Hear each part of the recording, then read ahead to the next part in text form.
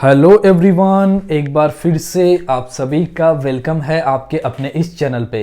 आज के इस वीडियो के अंदर जो कॉमन क्वेश्चन है उसके बारे में बात करने वाले कि जो आपका स्कोर कार्ड आएगा उसके बाद का जो प्रोसेस रहता है एक्चुअली जिसको काउंसलिंग प्रक्रिया बोलते हैं वो किस तरीके से होगी, ऑनलाइन होगी या फिर ऑफलाइन होगी। बिल्कुल छोटा सा क्वेश्चन है और बिल्कुल शॉर्ट के अंदर ही मैं आपको बता के जाऊँगा। ओके, देखिए जैसे ही आपका आंसर क्या आएगा, आई मीन फाइनल आंसर क्या आएगा एंड आपका स्कोर कार्ड आएगा, उसके बाद अलग अलग जो यूनिवर्सिटी है वो अपने जो फॉर्म है वो यहाँ पर रिलीज करेगी। ठीक है, जिसको हम लोग काउंसलिंग फॉर्म यहाँ पर बोलते हैं वो आपके यहाँ पर स्टार्ट होंगे। तो ये जो होंगे ये ऑनलाइन होंगे गाइस, जी हाँ ऑनलाइन होंगे, ऑफलाइन जो है वो अभी नहीं होते हैं। मोस्टली जो यूनिवर्सिटी है, कोई एक आध यूनिवर्सिटी जो कि आपको सीधे ऑफलाइन बुलाए हो सकता है, बाकी मोस्टली यूनिवर्सिटी आपकी जो काउंसलिंग है वो ऑनलाइन यहाँ पर करवाती है। ठीक है, तो ऑनलाइन ऑफलाइन में क्या होता है कि कट ऑफ पहले आती है और उस कट ऑफ के बेस पे फिर सारे स्टूडेंट का नाम आता है, तो वो स्टूडेंट वहाँ विजिट करते हैं। मतलब आप बोलते हो जिसको कि 2 गुना या फिर 3 गुना या 4 गुना बच्चों को बुलाया जाता है, वो सिस्टम होता है। ठीक है,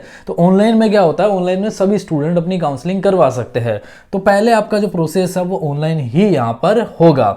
अब कई स्टूडेंट जिनके मतलब डॉक्यूमेंट को लेके थोड़ा सा इश्यू है कि जो है अभी डॉक्यूमेंट हमारे पास नहीं है, तो क्या हमारा मतलब काउंसलिंग हो पाएगा? बिल्कुल हो पाएगा। देखिए आप जो भी यूनिवर्सिटी टारगेट कर रहे हैं, चाहे वो जेएनयू हो, ठीक है, अगर आप लोग जेएनयू को टारगेट कर रहे हो, अगर आप लोग बीएचयू को टारगेट कर रहे हो, या फिर मैं बात करूँ आप लोग यूनिवर्सिटी ऑफ दिल्ली को टारगेट कर रहे हो, ठीक है, डीयू को टारगेट कर रहे हो, तो यहाँ पर क्या होगा कि जेएनयू भी जो है अपना फॉर्म निकालेगा, ऑनलाइन फॉर्म जो है वो यहाँ पर इसका निकलेगा काउंसलिंग के लिए। ठीक है, जो वेबसाइट है वो है JNU करके, ठीक है, जो लास्ट ईयर भी था उस वेबसाइट पे आपके काउंसलिंग के फॉर्म आए थे। तो पहला तो जो प्रोसेस होता है वो सारा का सारा ऑनलाइन होता है। आपके जितने भी डॉक्यूमेंट होते हैं वो आपको ऑनलाइन ही अपलोड करने यहाँ पर होते हैं। उसके बाद जब ऑफलाइन आपको विजिट किया जाता है, आई मीन ऑफलाइन जब आप विजिट करते हो, तो वही सारे डॉक्यूमेंट आपको लेके ऑफलाइन भी जाने होते हैं, ओरिजिनल उनकी फोटोकॉपी उनके सेट बना के लेके जाने पड़ते हैं। बट एक टाइम जो ऑनलाइन काउंसलिंग होती है बस उसमें आपको अपलोड करना होता है।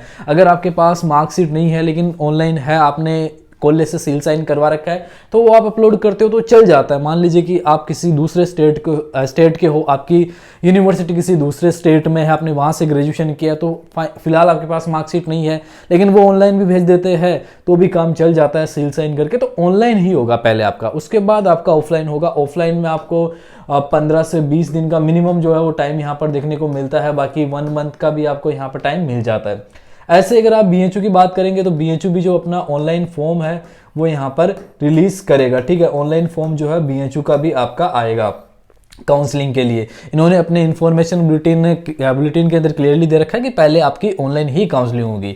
तो उसके बाद आपको जो प्रोविजनली एडमिशन है वो मिल जाता है, मतलब आप एडमिट कर लिए जाते हैं यूनिवर्सिटी में, एंड उसके बाद फिर जो है आपको ऑफलाइन आपके जो डॉक्यूमेंट है लेके वो बुलाया जाता है। इसी प्रकार से दिल्ली यूनिवर्सिटी है तो ये भी जो है आपके जो फॉर्म है वो एक बार तो जो है यहाँ पर ऑनलाइन ही रिलीज करेंगे। ठीक है, उसके बाद आपको जो है ये ऑफलाइन बुलाएंगे, बट कब बुलाएंगे? जब क्लासेस वगैरह आपकी चलेगी तब, क्योंकि आज के टाइम में आपकी जो क्लासेस है वो ऑफलाइन ही चलती है, ऑनलाइन बहुत कम चांसेस है आपके, बाकी जो आपकी क्लासेस है वो ऑफलाइन ही यहाँ पर चलती है। तो जो क्लासेस जब स्टार्ट होगी तो आपको जो है ऑफलाइन यहाँ पर बुलाया जाएगा, आपके जो भी डॉक्यूमेंट्स हैं वो यहाँ पर चेक किए जाएंगे। डॉक्यूमेंट्स जो सही होंगे तो फिर आपको एडमिशन वहाँ मतलब ऐसे कंफर्म होता है, प्रोविजनली तो हो ही जाता है, लेकिन अगर आपके डॉक्यूमेंट में बाद में भी कोई दिक्कत होती है तो आपको थोड़ा बहुत टाइम मिल जाता है, मतलब टाइम देते हैं कि आप 10 से 15 दिन में ये डॉक्यूमेंट सही करवा के देंगे, अगर नहीं देते हो तो फिर प्रॉब्लम हो सकती है। तो टाइम तो मिलेगा, ऐसा कोई दिक्कत नहीं है। बाकी जो एक बार का प्रोसेस है, क्लियर करता हूँ कि एक बार का जो प्रोसेस है वो आपका ऑनलाइन ही होगा।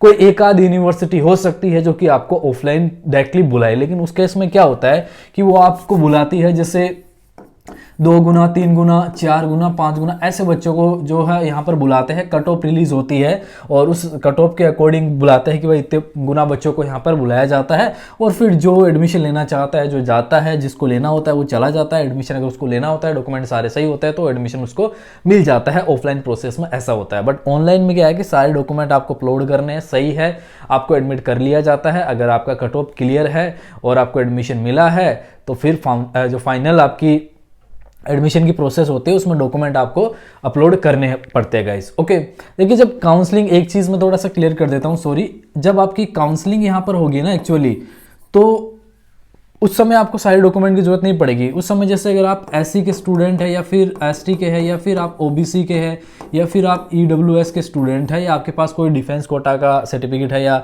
स्पोर्ट्स कोटा का कुछ भी आपके पास है, तो वो वाले सर्टिफिकेट अपलोड होंगे। बट जब आपका फाइनल एडमिशन हो जाएगा, काउंसलिंग क्लियर होने के बाद, कट ऑफ आप क्लियर कर पाएंगे ना, उसके बाद आपके डॉक्यूमेंट ही अपलोड होंगे और ये सारा प्रोसेस आपका ऑनलाइन होगा। काउंसलिंग का प्रोसेस भी ऑनलाइन है और एडमिशन का प्रोसेस जो है वो भी मोस्ट प्रोबेबली आपका ऑनलाइन ही यहाँ पर होने वाला है। ओके, सो आई होप कि आपको क्लियर हो गया होगा। दोनों प्रोसेस बताया मैंने, काउंसलिंग का, कट ऑफ क्लियर करने का वो भी, और ऑफलाइन जब जाओगे तो क्या प्रोसेस रहेगा, सब कुछ। ओके, सो इस वीडियो में इतना ही गाइस। वीडियो देखने के लिए आप सभी का शुक्रिया।